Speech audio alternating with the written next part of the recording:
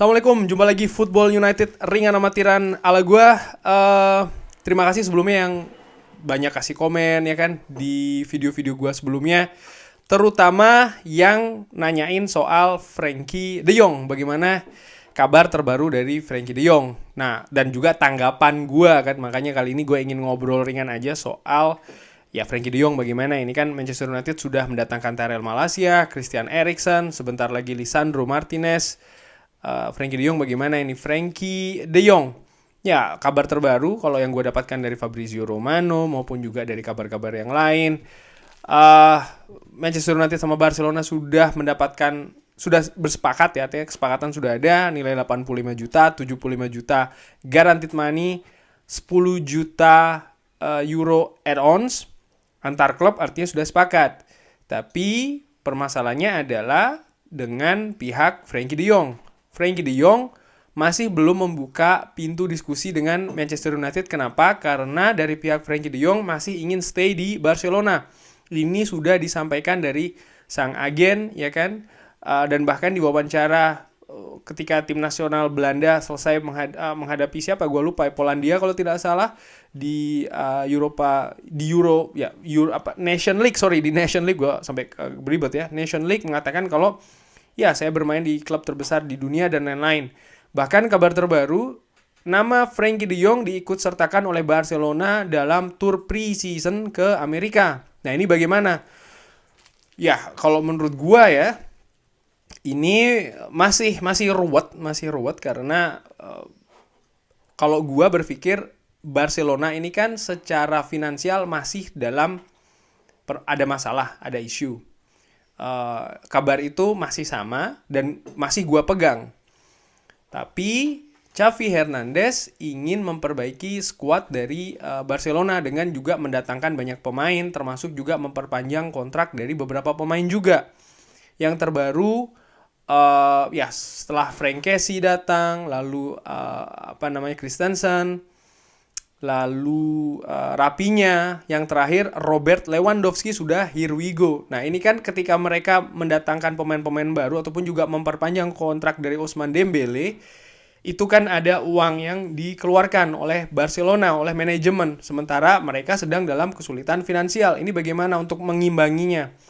Dari kabar yang sampai saat ini berada, tentu saja kesepakatan. Kenapa sih kok Barcelona sudah bersepakat dengan Manchester United? Karena ya mereka butuh pemasukan, mereka butuh income. Tapi di sisi lain pihak Frenkie De Jong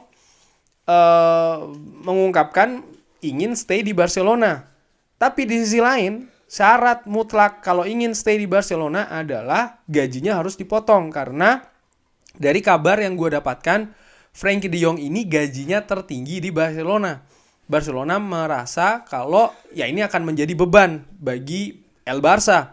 Lalu bagaimana ini kemungkinannya? Menurut gua ini masih akan terus bergulir dramanya. Manchester United jelas sebagai klub mereka sudah bersepakat dengan Barcelona, tapi deal ini juga tidak akan bisa berlanjut sampai dengan kepindahan kalau si pemain juga tidak setuju. Banyak juga dalam dunia transfer seperti itu akhirnya tidak terjadi. Yang terbaru tentu saja Rapinya, di mana sang pemain Leeds dan Chelsea sudah sepakat, tapi sang pemain ingin pindah ke Barcelona. Ya, akhirnya batal deal dengan Chelsea. Sang agen bergerilya dengan pihak Barcelona, lalu bersepakat. Akhirnya sekarang dia pindah ke Barcelona. Tapi bagaimana ini dengan Frenkie De Jong? Apakah akan demikian? Ini menurut gue juga masih cukup pelik. Disertakannya seorang Frenkie De Jong oleh Barcelona dalam turnya di Amerika, menurut gue ringan amatiran. Sekali lagi menurut gue ini tidak serta-merta berarti bahwa dia 100% akan stay di Barcelona. Tidak demikian kalau gue melihatnya. Sekali lagi ini subjektifnya gue, ringan amatiran. Kenapa? Yaitu tadi Barcelona butuh income. Barcelona sudah bersepakat dengan Manchester United. Bagaimana ini sekarang? Menurut gue ya selain pihak Manchester United yang berusaha untuk meyakinkan Frenkie De Jong untuk bisa datang ke Old Trafford, bagaimana juga pihak Barcelona meyakinkan Frenkie De Jong bahwa mereka butuh Frenkie De Jong untuk cabut dari Barcelona, dari Camp Nou. Karena ya mereka butuh income. Kalaupun mereka stay juga, atau maksud gue Frenkie De Jong stay, ya gaji harus dikurangi, karena tanpa itu semua tentu saja akan memberatkan. Apakah ini akan berkepanjangan dramanya? Ada juga peluang demikian. Gue ini jujur ya, gue jadi teringat tentang Mesut Ozil di Arsenal, di mana ya dramanya bisa sampai get ugly atau menjadi buruk seperti itu. Ada juga kemungkinan menurut gue ringan amatiran, walaupun gue melihat sepertinya peluang Frenkie de Jong untuk pindah ke Manchester United itu tetap ada. Di salah satu akun pemain Barcelona, Memphis Depay contohnya, di situ dia memposting ya dia dengan Frenkie de Jong. Cukup unik karena dia menulis di posting itu ya, artinya dia dengan icon otak plus singa sama dengan fire. Ya, artinya ya Memphis Depay sepertinya ingin supaya Frenkie de Jong ini tetap stay di Barcelona. Cuman sekali lagi, kalau seandainya kubu Frenkie de Jong tidak mau mengurangi gajinya, memotong gajinya, sementara Barcelona sudah menghirwigokan banyak pemain, sudah memastikan banyak yang datang ya, nama-nama yang tadi gue sebutkan, baik itu secara gratisan ataupun juga dengan biaya transfer, plus juga memperpanjang kontrak beberapa pemain yang nilainya juga menurut gue cukup tinggi. Ya, secara hitung-hitungan ringan amatiran, kalau seandainya memang betul Barcelona berada di kesulitan finansial supaya bisa mengimbangi pengeluaran, ya mereka harus ada pemasukan. Pemasukan dari mana? Dari menjual pemain.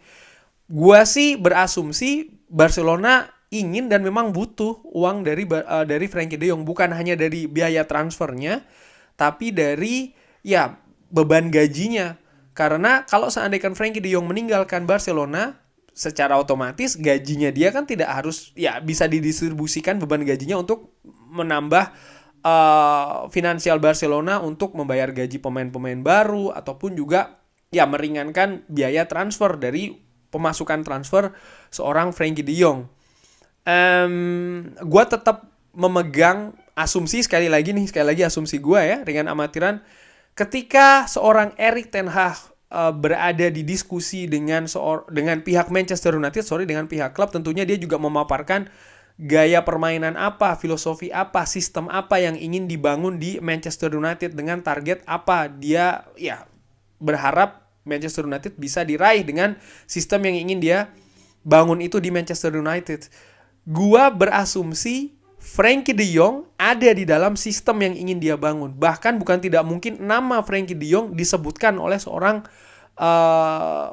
Erik ten Hag ke manajemen Manchester United. Oleh karena itulah kenapa manajemen Manchester United sampai dengan saat ini, gue bikin video ini ya, sangat getol, masih sangat intens mengikuti, memproses bahkan transfer dari seorang Frenkie de Jong. Memang setahap demi setahap, karena apa? Karena kebijakan dari manajemen saat ini juga berbeda dengan manajemen sebelumnya, tidak ingin jor-joran, lebih ketat lagi. Oleh karena itulah nampak sekali saat ini sangat-sangat ketat ya, tapi tetap diusahakan sekali dengan sangat intensif bagaimana manajemen Manchester United dengan sangat dekat sekali ya, dengan sangat sekali lagi dengan sangat intensif dari berapa bulan, 2 bulan bahkan kurang lebih mendekati pihak Barcelona terkait dengan Frenkie de Jong. Beberapa hari yang lalu sudah dicapai nih kesepakatan setelah berbulan-bulan ya, selama lebih dari 1 bulan yang jelas. Sekarang tahapnya bagaimana Frenkie de Jong diyakinkan, bukan hanya dari pihak Manchester United, karena banyak media kan sekarang adalah tugas Manchester United untuk bisa meyakinkan Frenkie de Jong untuk pindah. Kalau menurut gue ringan amatiran sekarang ini ya, nampaknya bukan hanya pihak dari Manchester United tapi juga pihak dari Barcelona. Dan semakin hari nampaknya sekali lagi, walaupun Frenkie de Jong ini diikut sertakan oleh Barcelona ke Amerika, bukan berarti 100% seorang Frenkie de Jong musim depan akan stay di Barcelona. Peluang tetap besar untuk bisa pindah ke Manchester United. Bagaimana gua sih berpikiran seperti ini. Apakah baiknya kita tetap mengincar Frenkie de Jong atau ganti target? Kalau menurut gua ya, dengan amatiran sekali lagi, yang gua lihat adalah seorang Erik ten Hag. Gua berpikir Erik ten Hag sangat ingin ada seorang Frenkie de Jong di sistemnya. Karena dia ingin membangun, nampak sekali ya, sepak bola sistem dengan Frenkie de Jong sebagai sentralnya. Pemain-pemain sekarang yang sudah didatangkan di Manchester United, Christian Eriksen, Lisandro Martinez, Tyrell Malacia, ini adalah pemain-pemain yang kalau gue bisa bilang diinginkan oleh seorang Erik ten Hag. Tapi apakah ini cukup? Kalau menurut gue, sekali lagi, Erik ten Hag tampak sekali sangat menginginkan seorang Frenkie de Jong. Oleh karena itulah karena gua in Erik ten Hag I trust, ya gua masih ingin Frenkie de Jong ada di Manchester United. Prosesnya memang masih ruwet sekali ya, masih sangat ruwet. Bahasa Jawanya masih sangat bulat sekali karena ya banyak pihak ya kan. Cuman sekarang sih menurut gua dengan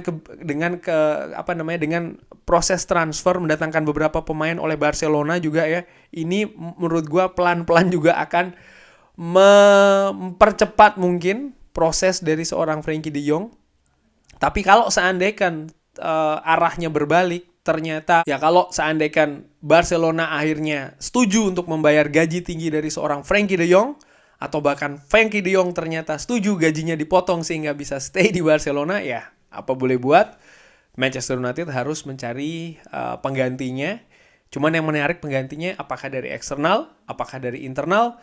Gua sebenarnya ada beberapa nama. Kalau memang setuju, ya nanti mungkin gue bisa bikin konten selanjutnya yang ya ringan amatiran. Kira-kira menurut gue siapa sih yang bisa menggantikan Frenkie de Jong, baik itu mungkin dari internal maupun dari eksternal. Kalau setuju bisa drop di kolom komen. Terima kasih sudah menyaksikan. Selamat menikmati hari Ahad bersama keluarga. Tetap jaga-jaga kesehatan. Kalau yang bekerja, ya gue doakan semoga lancar-lancar terus rezekinya ya. Terima kasih sudah menyaksikan. Jangan lupa like, sholat, dan juga subscribe. Wassalamualaikum warahmatullahi wabarakatuh.